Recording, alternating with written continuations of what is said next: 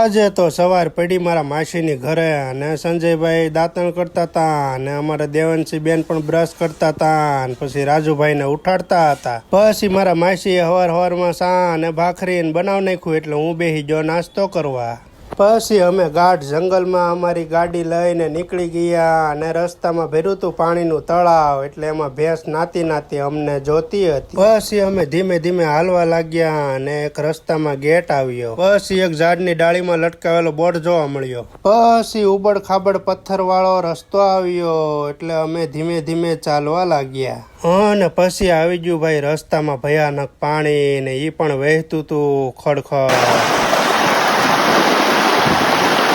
અને પછી પહોંચી ગયા આપણે દુનિયાના સૌથી ખતરનાકમાં ખતરનાક ધોધ, જેને મોતનો ધોધ કહેવામાં આવે છે, એ પણ જમજી ધોધ. અને એમાં આપણને જોવા મળ્યું મેઘધનુષ.